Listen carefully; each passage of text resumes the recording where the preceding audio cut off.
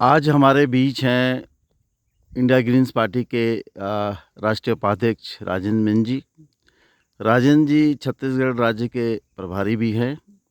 राजेंद्र जी, party के राष्ट्रीय मुख्यालय में आपका स्वागत है। अब मैं चाहूँगा कि आप हम सबको बताएं कि आदिवासी जीवन किस तरह से प्रकृति के निकट है और किस तरह से आदिवासी जीवन की निर्भरता प्रकृति पर है। जी बोलें। आदिवासी और वन की परिकल्पना वनों के बिना नहीं की जा सकती है। वन और आदिवासी एक दूसरे के पूरक हैं। आदिवासियों का संपूर्ण जीवन वनों पर आधारित है, उनकी आजीविका वनों से ही होती है और उनके पर्व और उनकी संस्कृति सीधे तौर पर वनों से जुड़ी हुई है। खासकर उनके पर्व त्यौहार, आपको मालूम होगा कि छोटा नागपुर और छत्तीसगढ़ के जो उरांव जनजातियां हैं, वे सारे त्यौहार वनों पर आधारित हैं। कर्मा का त्यौहार कर्म के पेड़ के साथ मनाई जाती है और सरहुल का जो त्यौहार है वो साल वृक्ष के फूल लगने पर उसका त्यौहार मनाया जाता है। और अब तो छत्तीसगढ़ राज्य ने इसके राजकीय पेड़ का भी दर्जा दे दिया, इसलिए उसकी महत्ता और अधिक बढ़ गई है। और गांव के निकट उरांव जनजातियाँ अपने साल के जो समूह है उनको सरना के रूप में संरक्षित करती है। वहाँ साल वृक्षों की इबादत होती है और अन्य अनुष्ठान वहाँ किए जाते हैं। ठीक है, ये इतना ही पर्याप्त है। मुझे लगता है कि आपने बताया कि जंगलों पर आधारित जीवन है। अब वहाँ खेती किस प्रकार से की जाती है और क्या वहाँ के स्थानीय निवासियों को मालूम है कि जो बाहरी लोग अतिक्रमण कर रहे हैं खनन के लिए और उसके लिए पेड़ काटे जा रहे हैं, इस पर उनकी क्या प्रतिक्रिया है? आदिवासियों के आजीविका का उसकी पूरी निर्भरता खेती पर है और वहाँ परंपरागत खेती की जाती है।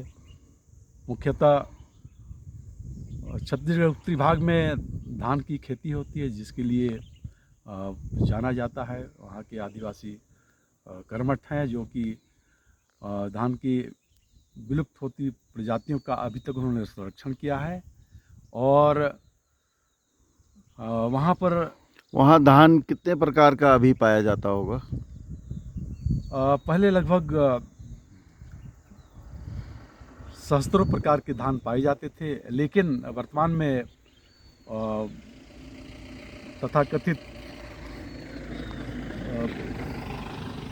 संकर प्रजाति के धान और जेम किस्म के धान के प्रजाति के कारण उसकी प्रजातियां लुप्त हो जा रही हैं।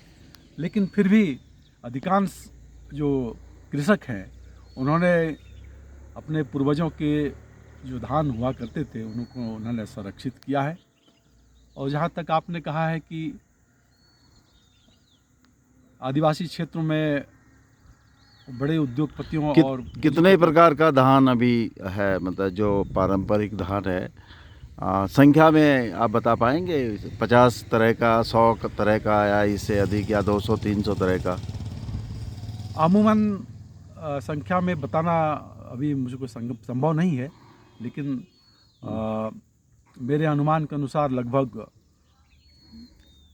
100-200 प्रकार की धान की प्रजातियां होंगी। कुछ जी मोटे किस्म के अनाज होते हैं जो पहले फसल चक्र के महत्वपूर्ण अंग हुआ करते थे। जी जी। और उसका संबंध हमारे इधर उत्सव के साथ भी होता था। नवाखानी का जो त्यौहार होता है, जी जी, उन फसलों के साथ उनका सीधा नाता होता था। लेकिन अब वो आप बता रहे थे कि जो किस तरह से खनन और इत्यादि को लेकर के वहाँ आदिवासियों की ज़मीनों पर कब्जे हो रहे हैं और पूंजीपतियों को दिए जा रहा है, तो इसमें जनता में क्या प्रतिक्रिया है, किसानों में क्या प्रतिक्रिया है? जहाँ तक आदिवासियों की भूमि का संबंध है, वहाँ एक कानून है जो कि आदिवासियों के ज़मीन को बाहरी कोई व्यक्ति या गैर आदिवासी उनकी ज़मीन को नहीं ले सकता है, और ग्राम सभा की अनुमति के बगैर बाहरी व्यक्ति, चाहे वो सरकारी एजेंसियां हों या तो ये बड़े-बड़े पूंजीपतियों को जो बड़ी-बड़ी भूमियाँ दी जा रही हैं, वो कैसे दी जा रही हैं फिर? ये भूमि वर्तमान में सरकार की गलत नीतियों के कारण पब्लिक प्राइवेट पार्टनरशिप के तहत फर्जी ग्राम सभाओं का आयोजन कर उनकी ज़मीनों का अधिग्रहण किया जाता है। और जहाँ तक वनों का संबंध है, वो पर्यावरण के जो मापदंड हैं, उनके जो कानून के तहत इन्वायरमेंट क्लियरेंस का जो प्रोसेस है, उसमें कहीं ना कहीं उसके साथ समझौता हुआ है, तभी वहाँ पर वनों में भी खनन अभी देखने को मिल रहा है। प्रतिक्रिया क्या है? मैंने आपसे पूछा था कि किसानों में इसको लेकर क्या आक्रोश नहीं है क्या? जहाँ खनन हुए हैं वहाँ स्थानीय किसानों में आक्रोश है। उन्होंने विगत 10 वर्षों से उसका विरोध किया है और समय समय पर विरोध दर्ज किए जाते हैं, लेकिन वो नक्कार खाने में तूती के बराबर है। और अभी हाल में कुछ किसान साथियों ने गांधी जयंती के अवसर पर मार्च किया था और माननीय राज्यपाल जी को उन्होंने अपना प्रतिवेदन सौंपा है। धन्यवाद। आप ये बताएं कि आपके राज्य में इंडिया ग्रीन्स पार्टी के लिए क्या संभावनाएं हैं? क्या वहाँ आप चुनाव लड़ेंगे? 2023 में विधानसभा चुनाव वहाँ प्रस्तावित हैं, तो और आपका फोकस क्या महिला उम्मीदवारों पर रहेगा, जैसे कि आप लोगों ने पहले भी कहा है? जहाँ तक छत्तीसगढ़ का संबंध है, 2019 में चुनाव होने हैं। 2019 में नहीं, 2023 में। 2023 में, सॉरी, 2023 में चुनाव होने हैं और जाहिर तौर पर एक राजनीतिक दल के रूप में हम वहाँ चुनाव लड़ना चाहेंगे। हमारी उपस्थिति अभी वहाँ प्रारंभिक तौर पर है और हम प्रयासरत हैं कि हम संपूर्ण छत्तीसगढ़ में जाएं। और जहाँ तक महिला प्रत्याशियों का संबंध है,